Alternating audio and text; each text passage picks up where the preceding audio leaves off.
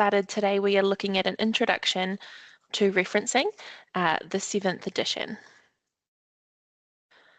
The focus of this webinar today is to introduce you to APA referencing.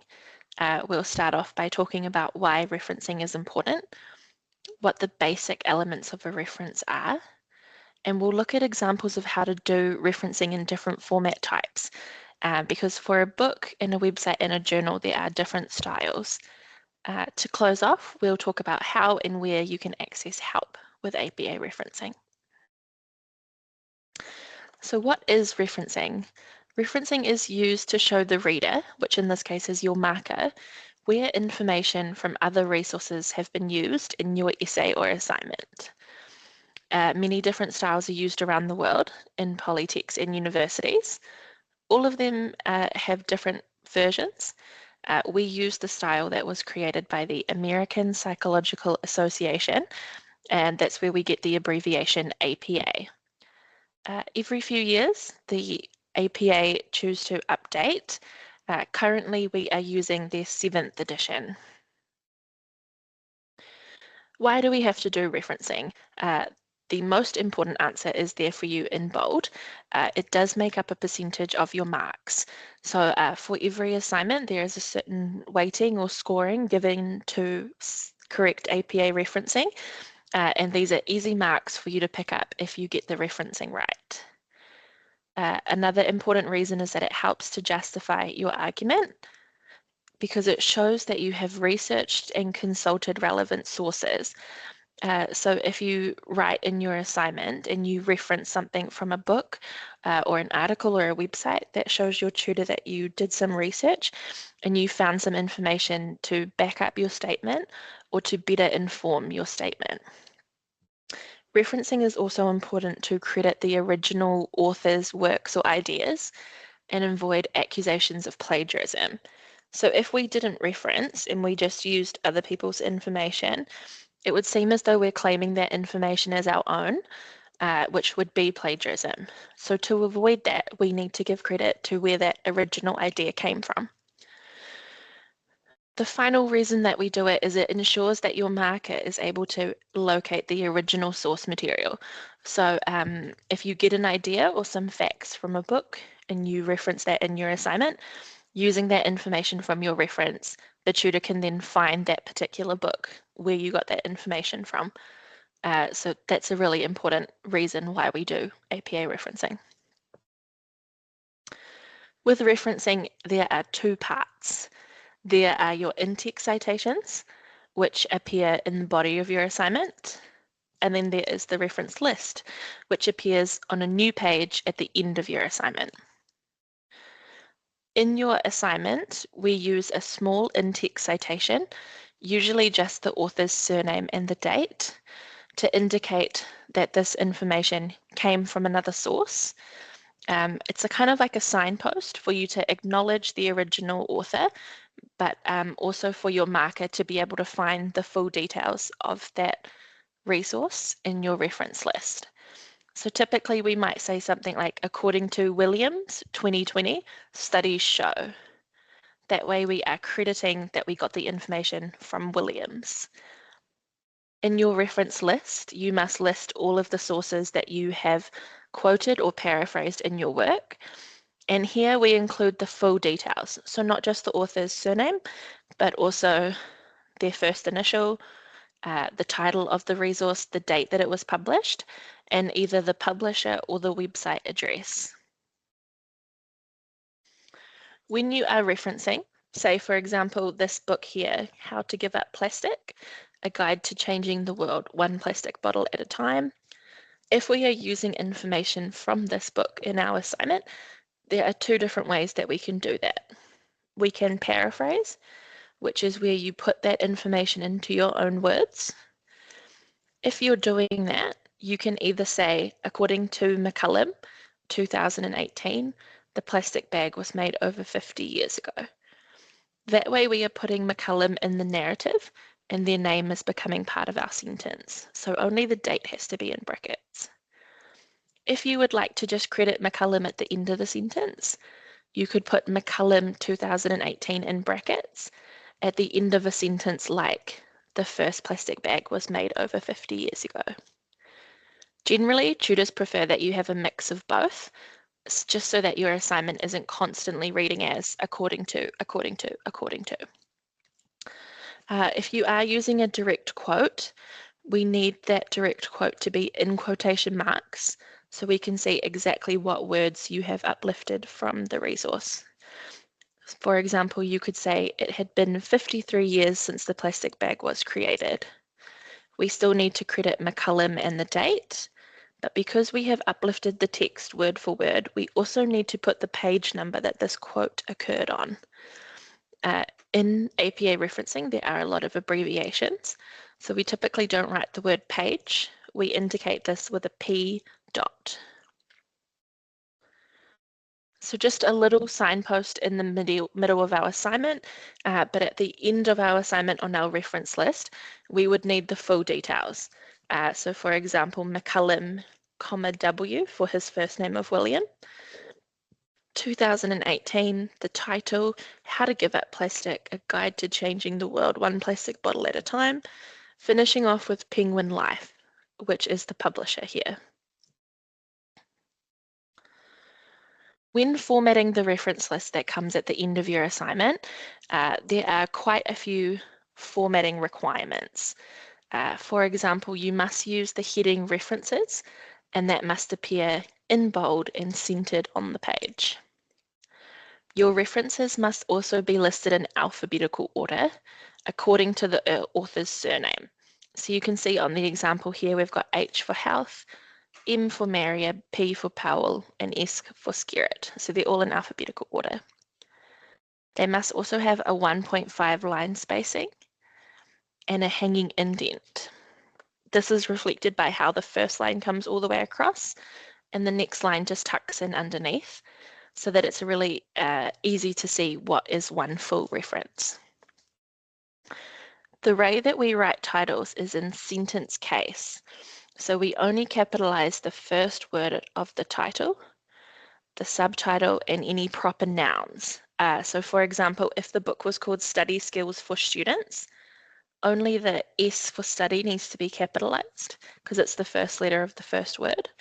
However, if the book name was Study Skills for Students in New Zealand, study would still get a capital, so it's the first letter of the first word, but then New Zealand would also need a capital N and a capital Z because that is a proper noun, that's the name of a country.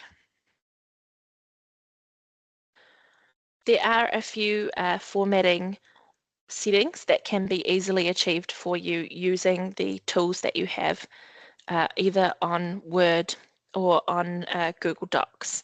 For example, you can type your list and then ask the computer to alphabetize it for you simply by highlighting your list and then clicking the A to Z, which will alphabetize the list for you.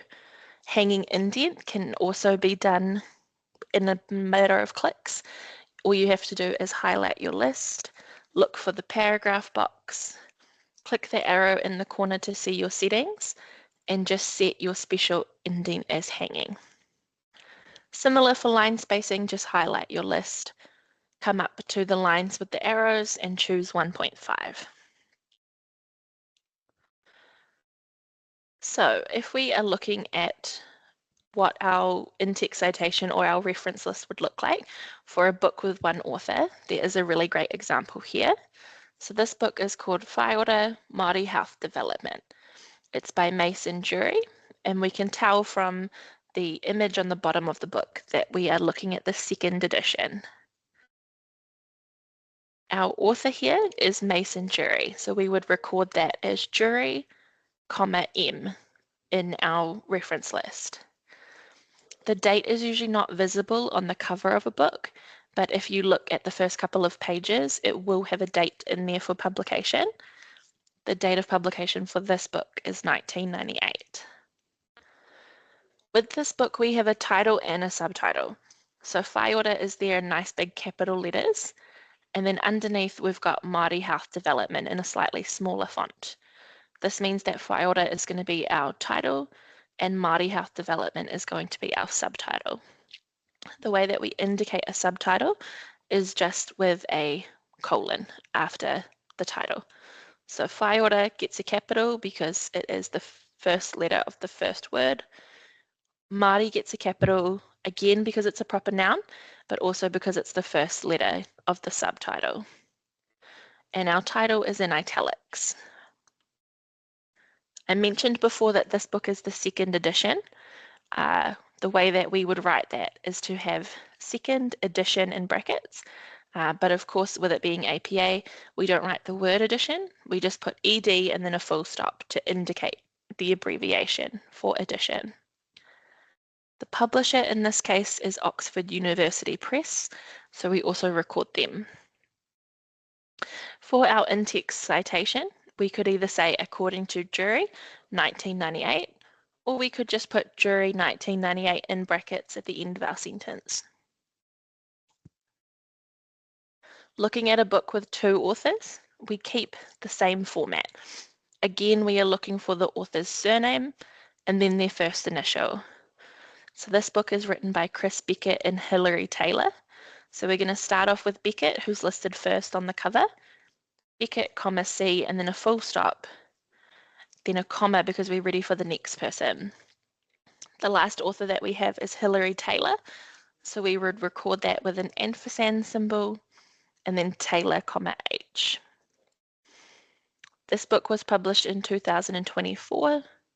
So that is our date. And then our title is Human Growth and Development. And this is the 5th edition. So Human Growth and Development is in italics. 5th edition is there for us in brackets. And the publisher in this case is Sage. And that's what we finish off with. If we were referring to information from this book in our assessment, we can use Beckett and Taylor. If we're putting them in the narrative, we use the word AND to join them. However, if they are both in brackets at the end of the sentence, we use the ampersand symbol. So that is the difference when we're in-text citing a book with two authors. For a book with 3 authors, for our reference list, we keep the same format. We pick the authors up just as they are listed on the cover. In this case, Lucinda Becker, Felicity Becker, and Anastasia Becker. So Becker, comma, L, full stop, comma before the next person, Becker, comma, F for Felicity, comma, and then the ampersand symbol before the last author, which is Anastasia Becker, so we would go Becker, comma, A. This book's publishing date is 2022, and we've got a title up there, Acing Online Assessment, and then our subtitle, Your Guide to Success. This one is also published by Sage. For our in-text citation, it's going to be a lot easier for us. Anytime we have 3 or more authors, all we have to do is record the surname of the first author and then use the word et al. With a full stop. Et al. Is a Latin abbreviation for and others. In this case, this is letting your tutor know that this resource was from Becker and others. It's just that there's probably not enough space to fit them in your essay because sometimes there can be up to 15 authors. So anytime you've got 3 or more, you can just keep the first one and then do et al. Again, you can have them outside of the brackets or in the brackets. The only thing to remember is that et al. Is an abbreviation. So after the AL, we always need a full stop. When you are referencing information from a web page, there are 2 different ways to do it. Mostly it depends on whether the web page has listed a person's name as responsible for the information or not.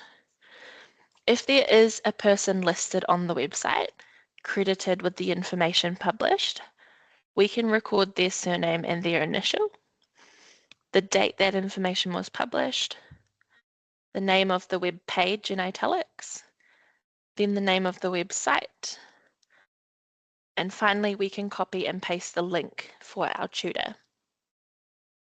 Quite often with websites like Ministry of Health, Manatu Hauora, and other government or corporate sites, there may not be someone's name listed, so we can be unsure who to attribute the information to.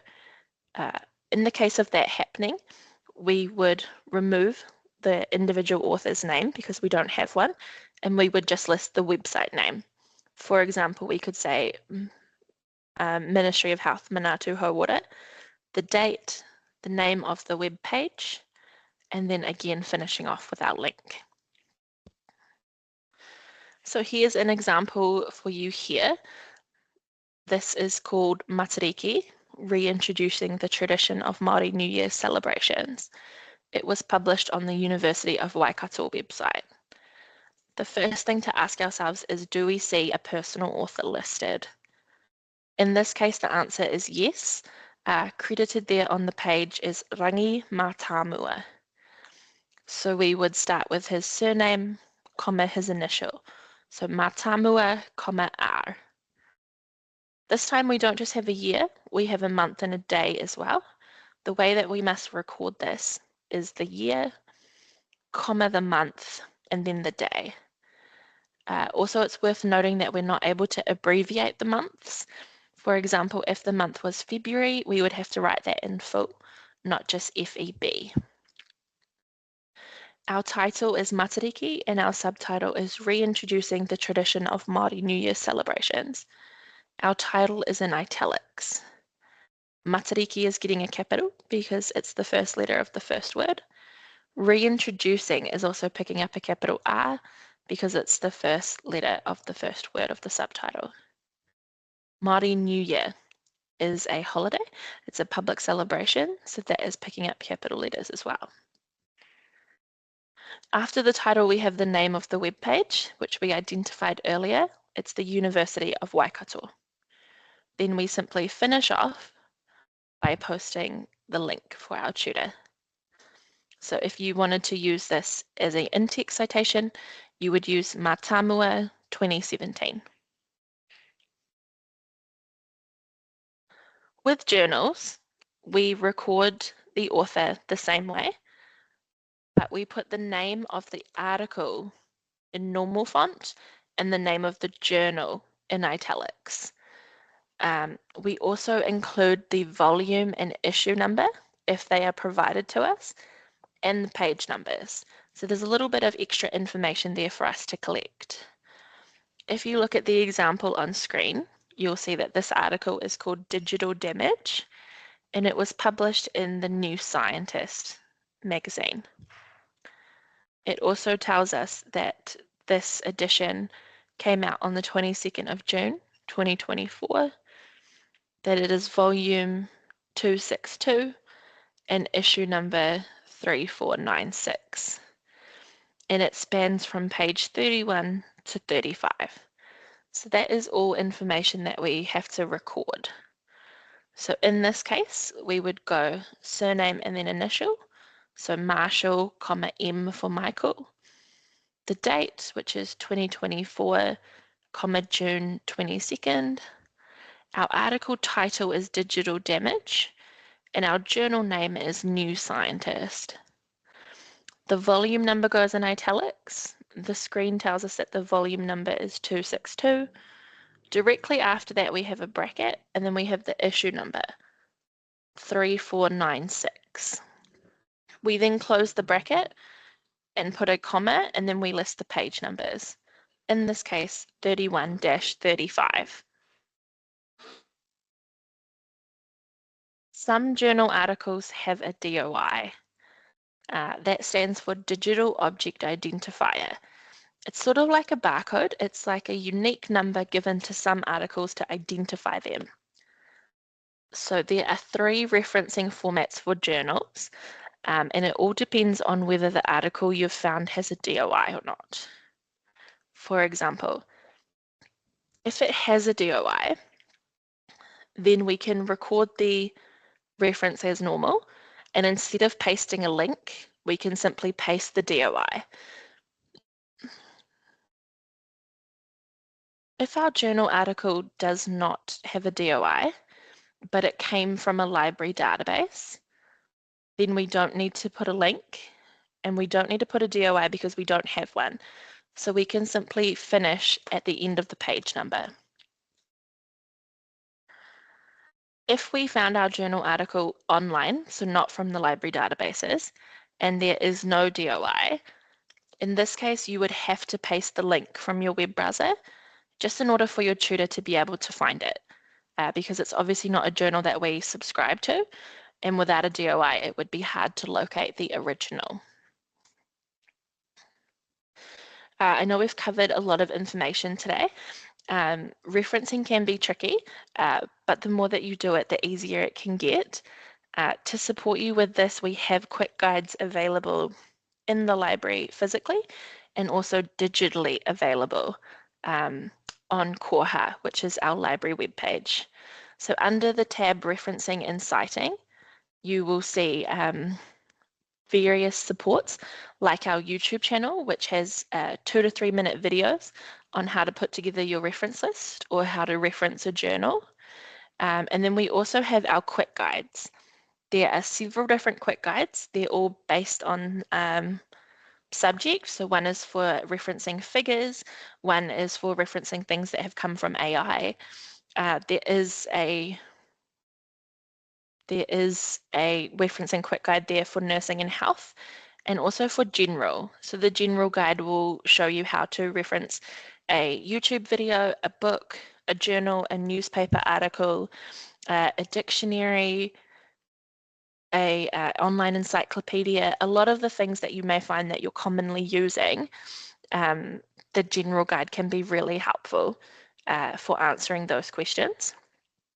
You can also reach out to us by emailing us libraryhelp@toyohomai.ac.nz.